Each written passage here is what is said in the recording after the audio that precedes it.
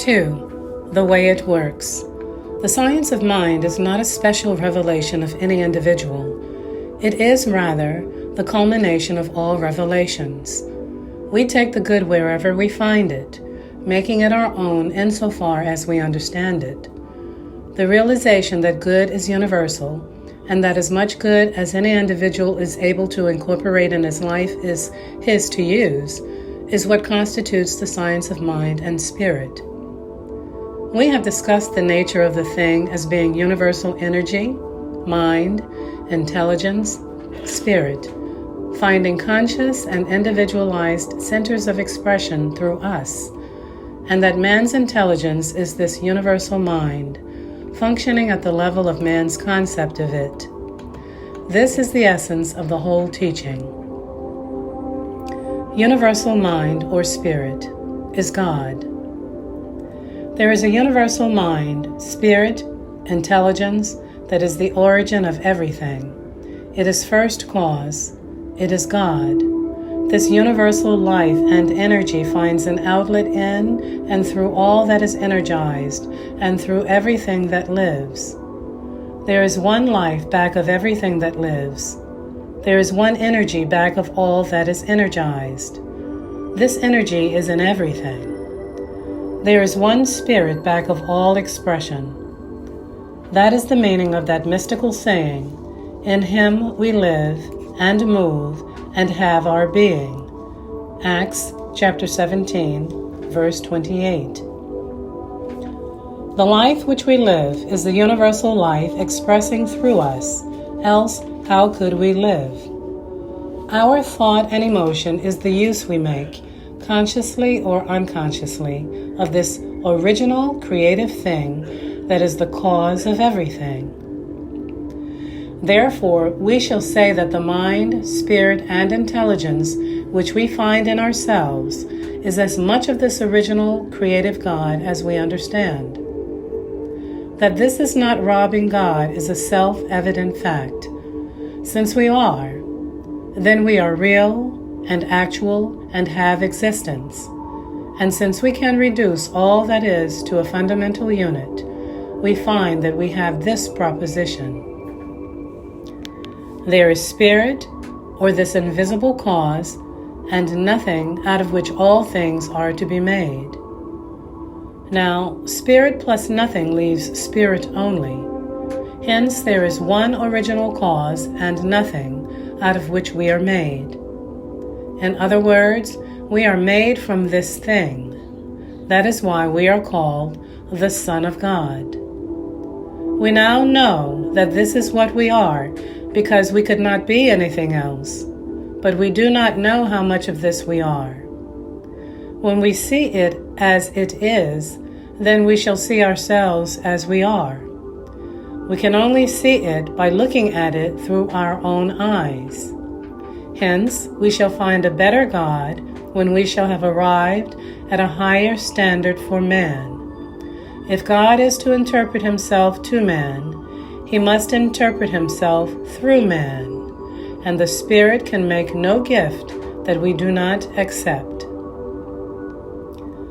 The seed of perfection is hidden within. This original life is infinite. It is good. It is filled with peace.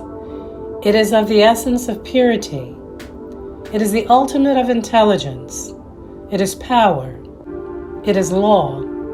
It is life. It is in us, in that inner sanctuary of our own nature, hidden perhaps from objective gaze, nestles the seed, perfection. In our ignorance of the truth, we have misused the highest power we possess.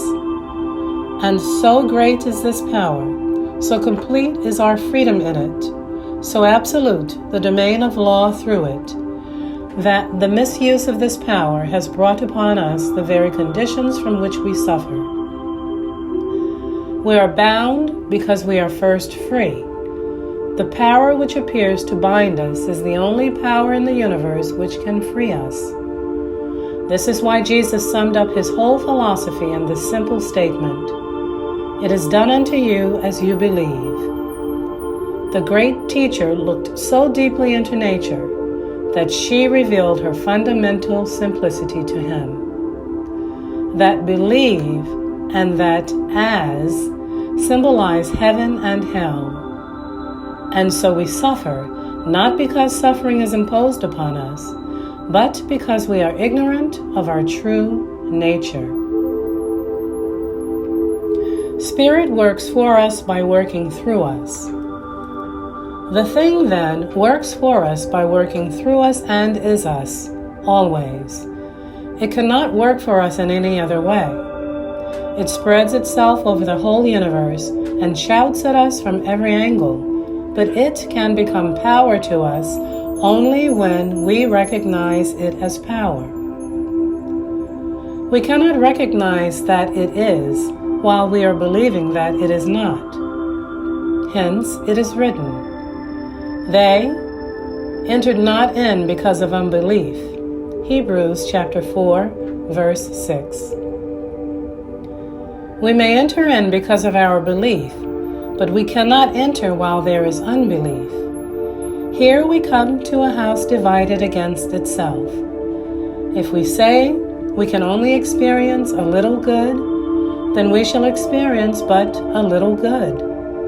But if we say with Emerson, "There is no great and no small to the soul that maketh all," then we may experience a greater good because we have conceived it.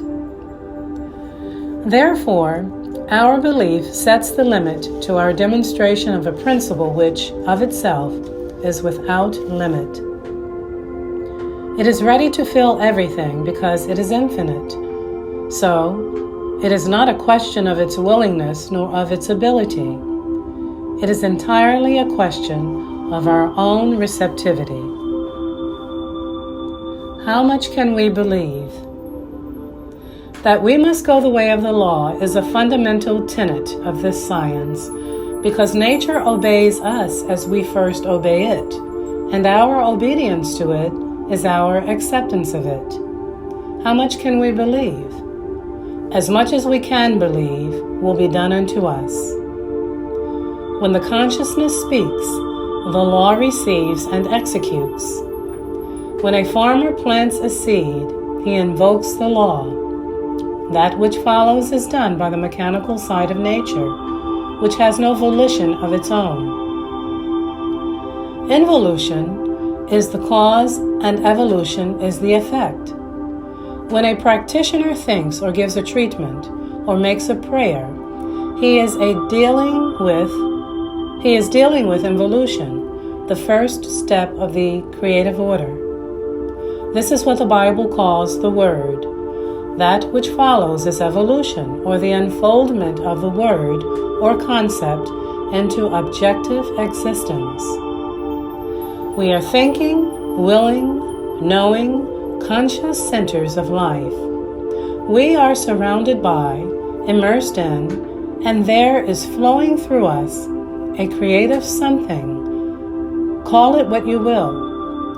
The sum total of all our thought, will, purpose, and belief creates a tendency in this law that causes it to react to us according to the sum total of that belief. Ignorance of the law excuses no one from its effects. If then, certain specific ways of thought and belief have produced limitations, other beliefs will change them. We must learn to believe. The approach should be direct, and it should be specific. Suppose one is laboring under the idea of limitation. His whole thought is a picture of limitation. Where is he placing himself in mind? Is he not in substance saying, "I cannot have and enjoy good things"? And he is demonstrating that he cannot have or accomplish good. It may take time to reshape the basis of his thought.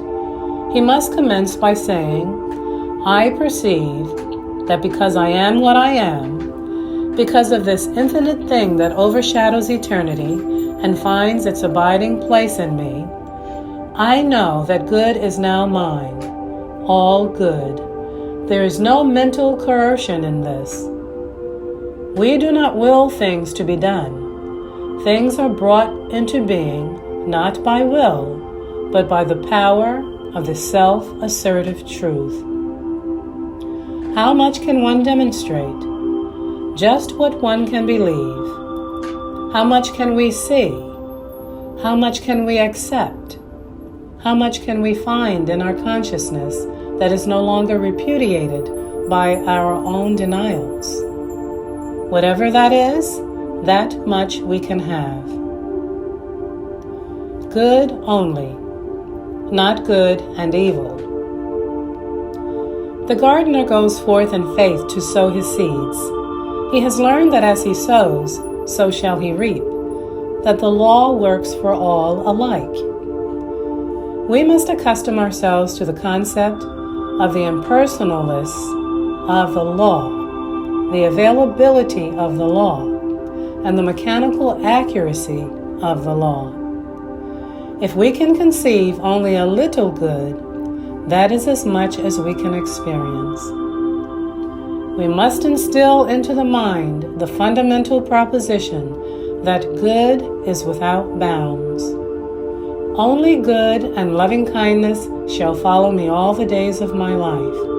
Psalms 23. We must get this concept rather than continuing to think there is a power of evil as opposed to the power of good.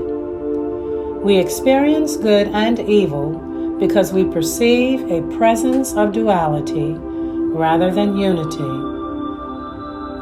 Then, knowing that the thing can work for us only through us, let us begin to accept today more good than we experienced yesterday, and to know that we shall reap a harvest of fulfilled desires.